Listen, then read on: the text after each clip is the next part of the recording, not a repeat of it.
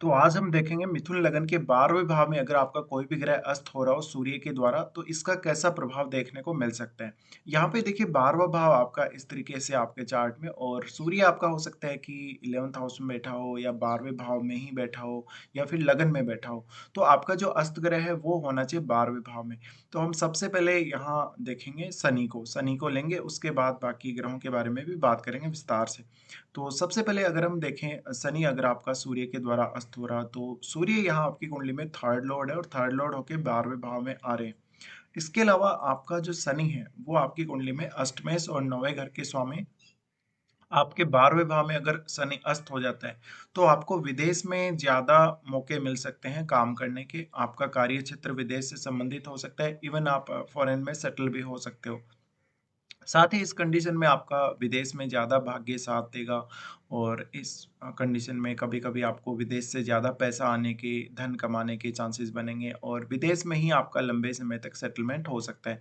साथ ही आपको किसी विदेशी सरकार के द्वारा फेवर किया जा सकता है। जातक का भाग्य अक्सर विदेशी भूमि पर ज़्यादा साथ देने के संकेत हैं, क्योंकि शनि है वो आपका 9th लॉर्ड भी है और साथ में शनि आपका 8th लॉर्ड है। 8th लॉर्ड होने की वजह से कोई भी स्पिरिचुअल वर्क की वजह से या रिसर्च वर्क की वजह से आप विदेश जा सकते हो। साथ ही आप अपने कोई भी हायर स्टडीज़ की वजह से या कोई भी इस प्रकार का अन्य कार्य हो, आध्यात्मिक टूर हो, उसकी वजह से विदेश जा सकते हो और विदेश में काफ़ी समय तक सेटल भी हो सकते हो।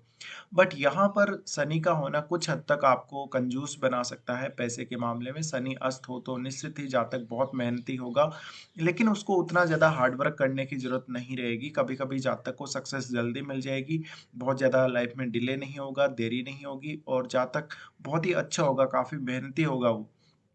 इसके अलावा ऐसा जातक कुछ हद तक ज़्यादा क्रिएटिव हो सकता है, ज़्यादा काम करने वाला, नाइट शिफ्ट में बहुत ज़्यादा एक्टिव रहने वाला हो सकता है। अब शनि का यहाँ अस्त होना ये दिखाता है कि आपकी इंट्यूशन काफ़ी स्ट्रांग हो सकती है, आपको कुछ ऐसे पारलौकिक अनुभव हो सकते हैं। जातक अगर 8th हाउस से रिलेटेड कोई भी काम करे तो उसको सक्सेस जल्दी मिलने के चांसेस हैं। साथ ही जातक का अगर कोई भी बिजनेस है तो जातक विदेश के साथ उसको जोड़ सकता है, विदेश से इनकम प्राप्त कर सकता है, जातक के विदेशी क्लाइंट्स हो सकते हैं। तो इस प्रकार की स्थिति में जातक का कार्य क्षेत्र पूर्ण रूप से विदेश से संबंधित हो जाता है। अब यहाँ अगर शनि अस्त हो रहे हैं, इस वजह से जातक को कुछ हद तक फादर के साथ अच्छे रिलेशन नहीं देखने को मिलेंगे। फादर के साथ किसी प्रकार का विवाद या कोर्ट केस या मुकदमा देखना पड़ सकता है। इसके बाद हम देखेंगे बुध को।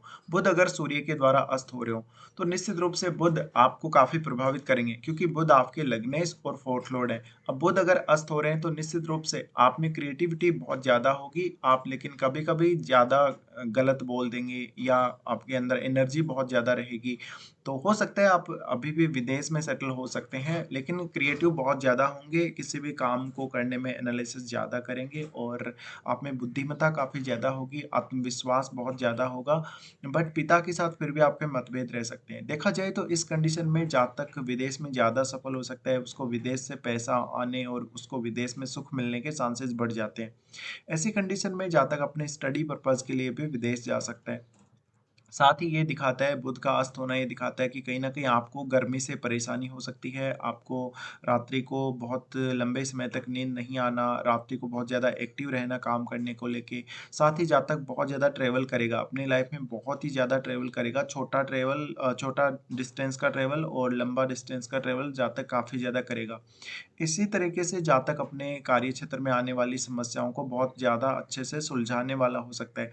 बट देखिए सूर्य अगर बुध को अस्त कर दे तो ऐसी कंडीशन में जातक को ज़्यादा नेम-फेम और पहचान मिल सकती है, लेकिन उसका विदेश से कोई लिंक होने के चांसेस ज़्यादा है और विदेश में ही उसकी जो पहचान है वो बढ़ने के ज़्यादा चांसेस हैं।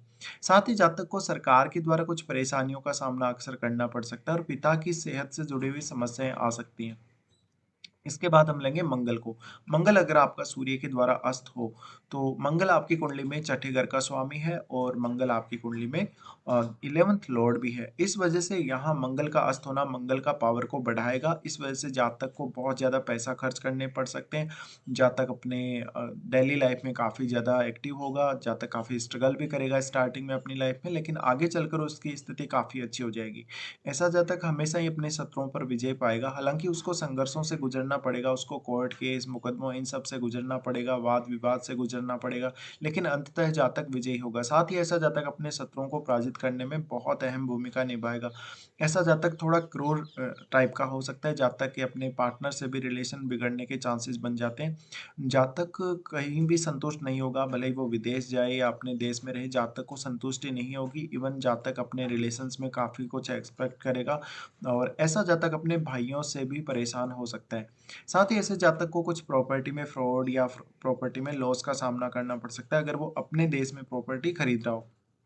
लेकिन अगर ऐसा जातक विदेश में जाके सेटल हो या विदेश में जाके प्रॉपर्टी वगैरह खरीदे, तो ऐसे जातक को लाभ होने की संभावना ज़्यादा बन जाती है। ऐसा जातक हमेशा अपने डेली लाइफ में हमेशा चुनौतियों का सामना करने में बहुत ज़्यादा खुश रहेगा और ऐसा जातक कभी-कभी अपने कलीग्स के बुरे बिहेव का शिकार होगा। कलीग उसके साथ बहुत ज़्यादा गलत व्यवहार कर सकते हैं।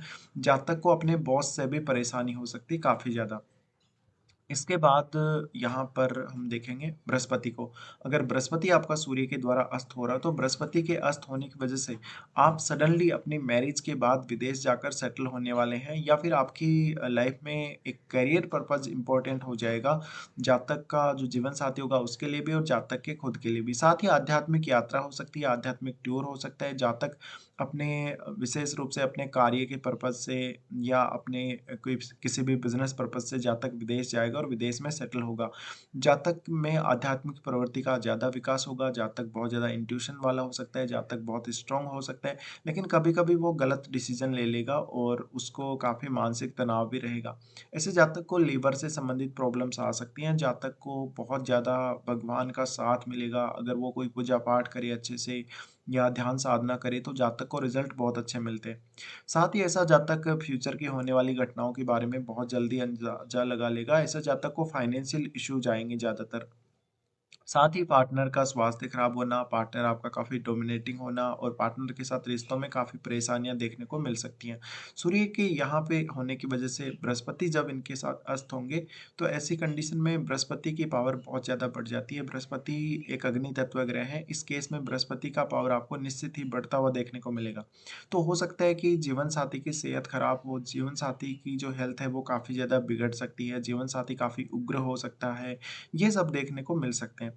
साथ ही क्योंकि अब बृहस्पति 10th लॉर्ड है तो जातक को विदेश में ज़्यादा संभावनाएँ करियर के अंदर तलाशने को मिल सकती हैं। करियर ज़्यादा अच्छे से आपका विदेश में चल सकता है। उसके बाद हम यहाँ शुक्र को लेंगे। शुक्र देखिए अपने खुद के ही घर में होंगे लेकिन यहाँ आपको सूर्य की प्रबलता देखनी पड़ेगी, सूर्य कितने प्रबल स्थिति में है और ऐसा जातक अगर शुक्र अस्त हो रहा हो तो रिलेशनशिप में बहुत बुरी स्थिति का सामना करेगा और ऐसा जातक कभी भी अपने जीवन साथी के साथ संतुष्ट नहीं रहेगा। शुक्र का यहाँ अस्त होना ये भी दिखाता है कि जातक बहुत ज़्यादा कभी-कभी लग्ज़री लाइफ़स्टाइल जिएगा और जातक को बहुत ज़्यादा खर्चे करने पड़ सकते हैं। इवन वो धन का बहुत ज़्यादा यूज़ करेगा अपनी लाइफ़ में। लग्ज़री चीज़ें का वो काफ़ी ज़्यादा इस्तेमाल कर सकता है, लग्ज़री चीज़ें उसके लिए काफ़ी फ़ेवरेट हो सकती हैं। ऐसा जातक विदेश में अक्सर जा सकता है, उसकी संतान विदेश जा सकती है या वो अपने स्टडी के लिए विदेश जा सकता है। ऐसे जातक के एक से ज़्यादा रिलेशनशिप हो सकते हैं। ऐसा जातक कोई ना कोई ऐसा पार्टनर अपने जीवन में प्राप्त करेगा जो हो सकता है कि कोई बहुत बड़े सरकारी पद पे हो या बहुत वो पार्टनर आपका क्रिएटिव हो सकता है। अगर स्त्रियों की कुंडली में इस प्रकार के चांसेस बनते हों कि उनका शुक्र अस्त हो रहा है 12वें भाव में और मिथुन लगन हो, तो निश्चित रूप से वो अपने फादर की बहुत ज़्यादा फ़ेवरेट होंगी लेकिन फादर का उनको अच्छे से साथ या सुख नहीं मिल पाएगा। साथ ही ऐसी स्त्रियाँ काफ़ी क्रिएटिव होंगी अपनी लाइफ में, काफ़ी अच्छे से और डोमिनेटिंग भी होंगी, साथ ही उनके पास लग्ज़री और सब सुख-सुविधाएँ होंगी। लेकिन उनके पास पैसा रुकने के चांसेस नहीं होंगे, पैसा उनके पास बच नहीं पाएगा, तो ये एक समस्या आएगी आप लोगों को। साथ ही अगर पुरुष का चार्ट हो, तो पुरुष के चार्ट में उसके जो प्रेम संबंध होते हैं, प्रेम संबंधों में जातक को असफलता हाथ लगेगी, जातक को जीवन साथी से भी कभी भी संतुष्टि नहीं होगी, जीवन साथी काफ़ी डोमिनेटिंग प्रवृत्ति का हो सकता है, वो काफ़ी आपको दबाने वाला, आपको काफ़ी प्रेशराइज़ करने वाला हो सकता है। साथ ही साथ क्योंकि ये शुक्र का खुद का घर है, शुक्र का खुद का घर होने की वजह से अगर शुक्र यहाँ पावरफुल हो, तो कुछ हद तक वो सूर्य का सामना भी करेंगे। लेकिन फिर भी आपको यहाँ पर रिलेशनशिप से संबंधित काफ़ी ज़्यादा इश्यूज़ आ जाएँगे। तो ये कुछ परिणाम हैं जो आपको देखने को मिल सकते हैं शुक्र के यहाँ अस्त होते हुए। उसके बाद हम लेंगे यहाँ चंद्रमा को। चंद्रमा देखिए यहाँ उच्च की स्थिति में आ जाते हैं और चंद्रमा आपके सेकंड लॉर्ड हैं। इस वजह से जातक अपनी फैमिली के साथ विदेश जाएगा और विदेश में कोई भूमि वगैरह खरीदेगा। जातक इमोशनली बहुत स्ट्रांग होगा सूर्य के साथ चंद्रमा आ जाने की वजह से। जातक को इमोशनली बैलेंस प्रदान करेगा सूर्य, और जातक बहुत स्ट्रांग होगा, आत्मविश्वासी होगा, जातक निर्णय लेने में बहुत अच्छा होगा। जातक किसी भी प्रकार की स्टोरी राइटिंग या कोई भी सिंगिंग में या डांस में बहुत अच्छा होगा। जातक की कल्पना शक्ति बहुत ज़्यादा होगी और अच्छी होगी, स्ट्रॉन्ग होगा जातक। मानसिक रूप से काफ़ी दृढ़ होगा, अपने निर्णयों से कभी भी पीछे नहीं हटेगा। ऐसा जातक अपनी डेली लाइफ में आने वाली परेशानियों को काफ़ी जल्दी दूर कर लेगा। ऐसा जातक कभी-कभी डिप्रेशन का, एंग्ज़ायटी का शिकार भी होगा, लेकिन बहुत जल्दी ऐसा जातक रिकवर कर जाएगा। साथ ही जातक को पिता और माता का विशेष सहयोग प्राप्त हो सकता है, लेकिन जातक अपनी माता और पिता दोनों से ही काफ़ी ज़्यादा मतभेद भी रखेगा। चंद्रमा यहाँ पर अगर सूर्य के साथ स्थित हैं, तो जातक को अक्सर नींद नहीं आना समय पे, या जातक रात को बहुत ज़्यादा एक्टिव रहता होगा, या ऐसा जातक काफ़ी ज़्यादा क्रिएटिव हो सकता है। ऐसा जातक लेट नाइट तक काम करने वाला या लेट नाइट तक कुछ लिखने वाला, सोचने वाला हो सकता है। यहाँ हालाँकि आपको उतना ओवरथिंकिंग की प्रॉब्लम नहीं आएगी, साथ ही साथ इमोशनली काफ़ी ज़्यादा बैलेंस में रहने की वजह से जातक को काफ़ी अच्छा रहता है। साथ ही देखिए यहाँ पे क्योंकि चंद्रमा सेकंड लॉर्ड है, सेकंड लॉर्ड होने की वजह से जातक का पैसा बहुत ज़्यादा खर्च हो जाएगा, एकदम राजा के जैसा वो जीवन जिएगा। तो ये कुछ संभावनाएँ बन सकती हैं आपके लिए जब भी आपका सूर्य के द्वारा कोई भी ग्रह अस्त हो रहा हो आपके 12वें भाव में। फिलहाल वीडियो में इतना ही।